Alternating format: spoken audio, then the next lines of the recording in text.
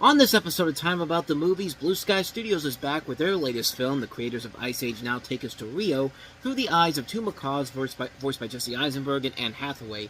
We also have the somewhat anticipated fourth installment of the Scream series, but hey, Scream 3 wasn't a great movie overall, so maybe Wes Craven coming back one last time could turn the tide around.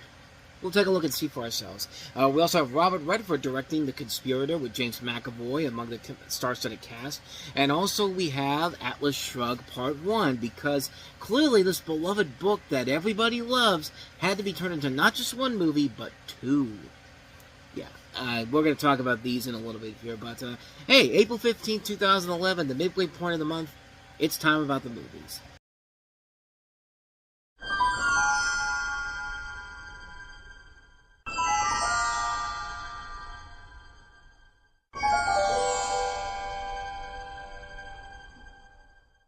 Of Ice Age. Welcome to Rio! A bird who never learned to fly will discover a place where he can soar. What are you doing? I don't know. In Rio, the music never stops. Flying's what you feel in here, and the comedy never ends. You did not feel it in here, Rio.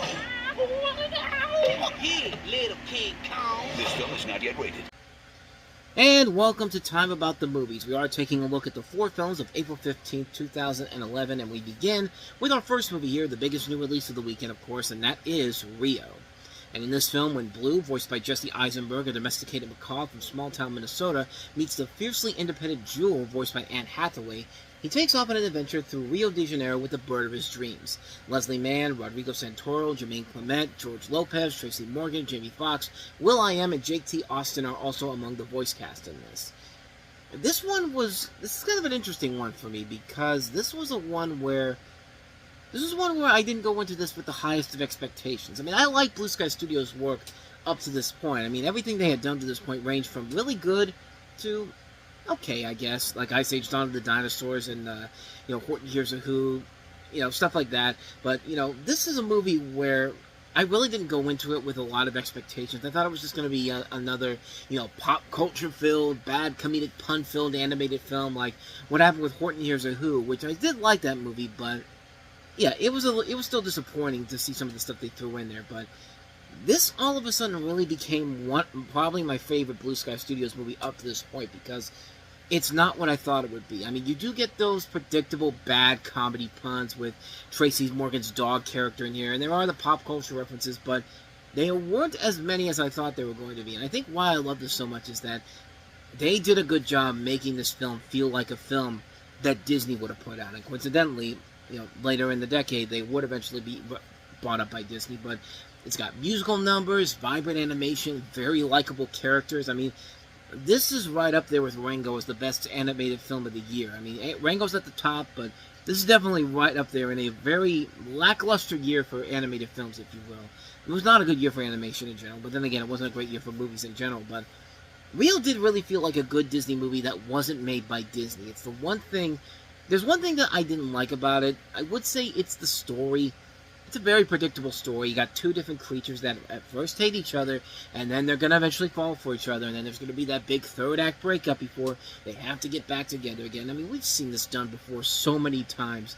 And yeah, we just had it recently with Alpha and Omega, which, needless to say, is certainly a hell of a lot better than Alpha and Omega was, but with Rio, you can kind of let it pass because everything else about the movie is just so good. The movie works because of how gorgeous the animation looks. I mean, it does a great job of making the city of Rio de Janeiro look as beautiful as it does, look as vibrant as it does.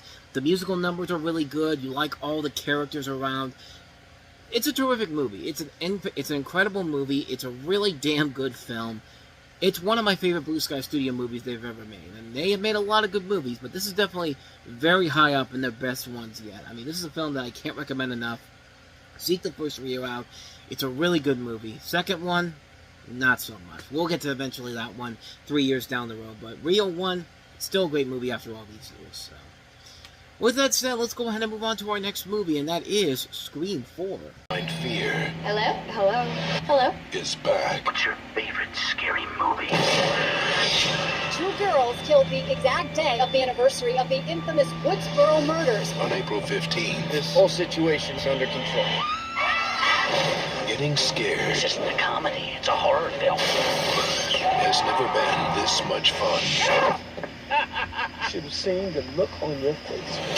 Scream 4, rated R. Back in the day when people just made pointless sequels for the sake of pointless sequels, but but then again, someone makes a sequel because the last movie didn't work out so well, which was the case with Scream 3. Scream 3 was not a big hit, and actually was the death killer for the series in general, so, I mean, it makes sense to try to go back and at least give this a more serviceable conclusion than the previous movie did, and also maybe try to start anew with this, but, in this film, it takes place on the 15th anniversary of the original Woodsboro murders from Scream and involves Sidney Prescott, once again played by Neve Campbell, who returns to town after 10 years, where Ghostface once again begins killing students from Woodsboro High. Like its predecessor, Scream 4 combines the violence of the slasher genre with elements of black comedy and whodunit mystery to satirize the cliches and film remakes. The film also provides commentary on the extensive use of social media and the obsession with internet fame, and the tropes are definitely in this one. You've got scenes where, the opening of the movie, you have to have the scene where you have to kill off two people that are recognizable names. You got Kristen Bell and also Anna Paquin in the beginning, and they get killed off by the Ghostface killer. And then, the main characters in this are a lot of notable names. Emma Roberts, Hayden Panettiere, Alison Brie, Adam Brody, Rory Culkin. I mean, there are a lot of notable names in this movie, and then you bring in some of the veterans in here too. David Arquette is back, Neve Campbell's back, Courtney Cox is back. You got Anthony Anderson as one of the cops in here. Surprised Jamie Kennedy didn't come back for this. I mean, what's Jamie Kennedy really doing at this point, honestly? But it's a movie that I think is definitely a much better film than it was to see back then, because it didn't get the best reviews overall. I mean, it was mostly forgotten and didn't really make much of an impact at the box office, but I'll tell you this, it was certainly a much better movie than Scream 3 was. Scream 3, I think, is still the worst one of the series. It's because at least with this, you got an idea that, okay, they're trying something new with it. It's been 11 years since the last movie. You can do stuff now because times have changed. We use the internet. We have the internet. We have social media. And that can be brought into this movie. The film almost makes it work, but it sadly doesn't cut it in the end. And that really kind of bummed me out when I finally got to watch this again. Because I did enjoy it, but at the same time, it still had a lot of stuff where it's just like, you could see where they were going to go with this, like elevate this movie to the same level as it did with the previous film, with the first movie. And then, funny enough, they had a Scream TV series on MTV, which was actually surprisingly really good. And then we got the fifth Scream movie done by the guys at what is it? Radio Silence. Radio Silence, yeah. And that movie actually turned out to be a whole lot better than I think a lot of people really expected it to be, especially for me, since I hadn't seen those movies until very late on. Like, I didn't start seeing these films until after the last Scream film came out, in 2023, so it took me a while to really figure it out. And I got to it late, but this one is definitely better than Scream 3, but it's still not, I still wouldn't say it's a great movie overall. It's still a film that's at least trying to do something different, and give it a little bit of an element pushed compared to the previous film.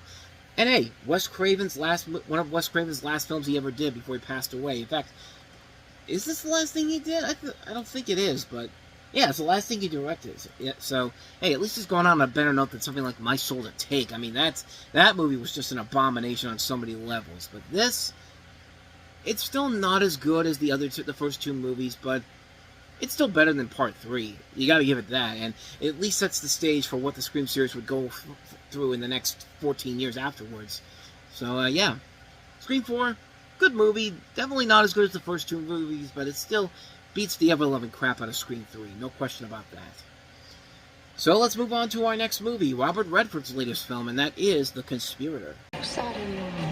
Trying to defend you. They're trying to save you. Were there ever meetings held at the boarding house? Many and always in secret. You lie! My mother is innocent. I can't know what's going on in that courtroom. You set the rules, pick the judges. There's no limit to how far the prosecution is willing to go. There's no limit to how far the prosecution is willing to go! Look, James McAvoy's a great actor and all, but can you just tone it down and tone the overdramatics on that line reading? That's just one of the many problems with this movie. An interesting story, but yeah, like scenes like that, you could tell this film was pushing for an Oscar so goddamn hard, and it's just failing miserably at it. This is a story about Mary Surratt, the only female conspirator charged in the Abraham Lincoln assassination, and the first woman to be executed by the U.S. federal government. You have Robin Wright playing Mary Surratt, together with James McAvoy, Justin Long, Emma Rachel Wood, Jonathan Groff, Tom Wilkinson, Alexis Bledel, Kevin Kline, John Cullum, Toby Kebbell, and James Badge Dale. So a pretty good cast overall here, and directed by Robert Redford, who hasn't made a movie of noteworthiness probably since The Lines for Lambs, which was not a big hit by any means necessary. Excuse me, but I mean, it's definitely a better movie than Lions for Lambs, but at the same time, it's not really doing a whole lot to make it stand out. It's not doing much with the intriguing story that they could do with this.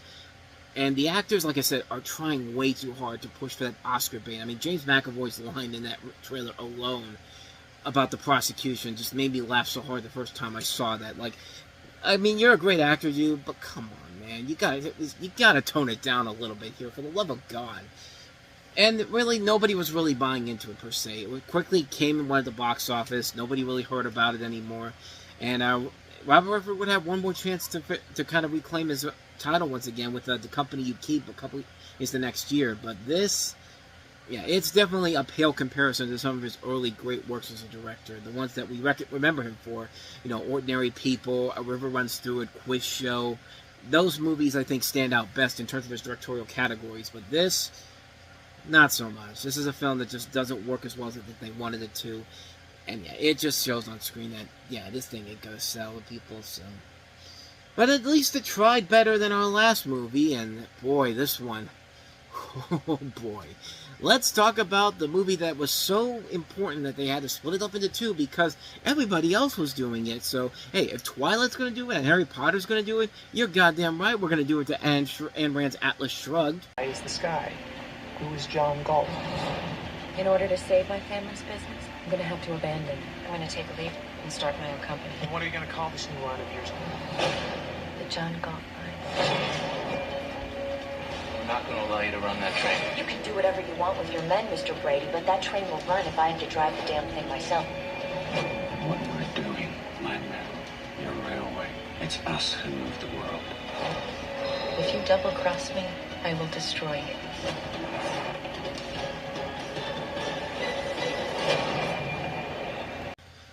Oh, this movie is a delight. And by delight, I mean an absolutely horrid, horrid movie. If you've never read the book of Ayn Rand's Atlas Shrugged, I'd say be grateful. If anything, you could just go ahead and watch the South Park clip with Officer Bar Brady, and I think that pretty much sums it up for you. I was happy to be learning how to read. It seemed exciting and magical.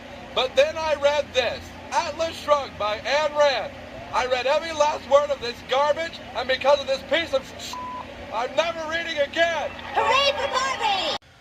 No, seriously, that's how you feel after you read this piece of garbage. Because this book starts off with a 60-page monologue, and then it has a 70-page speech at the end where Ayn Rand is basically just rehashing all the points that she had already beaten to death in this fucking book.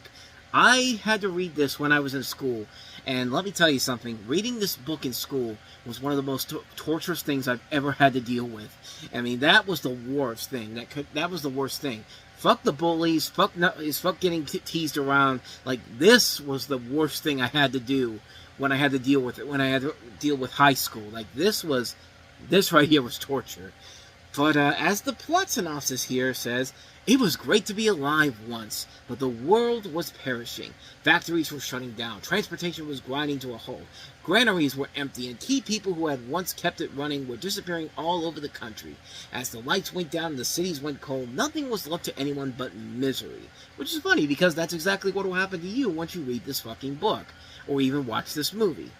No one knows how to stop it. No one understands why it was happening except one woman, the operating executive of a once mighty transcontinental railroad, who suspects the answer may rest with a remarkable invention and the man who created it. A man who once said he would stop the motor of the world. Everything now depends on finding him and discovering the answer to the question on the lips of everyone as they whisper it in fear. Who is John Galt? The better question should be, who gives a fuck? And I love how this plot synopsis on IMDb is a perfect sum up of how much this movie is so far up its own ass. Like, I swear to God, Ayn Rand probably wrote this herself. She may have been, I mean, she's been dead for God knows how long, but she probably figured out how to write movie synopsises and said, fuck it, this is what we're going to do. She died in 1982, and this thing still felt like it was written by her. This movie is unbelievably bad. This is a 3-part movie. So this is supposed to be 3 parts of a film.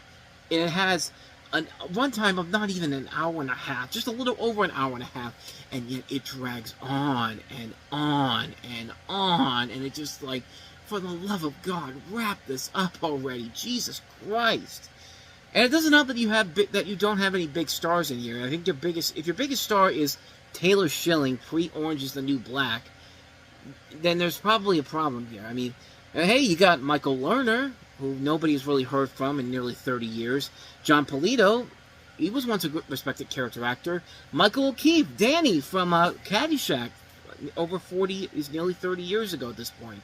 Armin Shimerman, some of you might know who he is, character actor, but yeah, most of you probably don't. But yeah, this is a terrible movie, and if this is just the first movie, I can't imagine how much worse the other 2 films are going to be, because I've never seen these movies before I started getting ready for this, and watching this one was just torture to watch. This was unbearable, inexcusable, just lousy movie, a lousy film that's trying to be considered entertainment. Like, who was this made for, honestly? Like, what person who reads Atlas Shrugged is going to look at this and say, well, I clearly want to see a movie version of this? No one. No one is going to say that, but someone said, we're going to do it anyway, we're going to make 3 movies out of this, like, just, I think you get the point. Atlas Shrugged, Part 1, it's going to get worse from here, folks, so brace yourselves. We still got 2 more of these pieces of garbage to go over the next 3 years, that's for certain. And thus, with all that said, we wrap up another edition of Time About the Movies. Next time we meet, we'll take a look at the 3 films of April 22nd, which includes the latest film from Tyler Perry and Medea's return to the big screen, Medea's Big Happy Family. We also have Robert Pattinson, along with Reese Witherspoon and Christoph Waltz, in Water for Elephants. And we have the latest Disney nature film, African Cats. So we'll take a look at those 3 movies. That'll be coming up tomorrow on the show, so definitely be on the lookout for that. With all that said, thank you so much for watching this, and I hope you enjoyed it. If you did, go ahead and hit that like button, hit that subscribe button, hit that notification button, and also don't forget to check out our playlist, and also check out the last episode we did. Now, with all that said, whether it's in the past, the present, or the future, I will see you at the movies. Take care.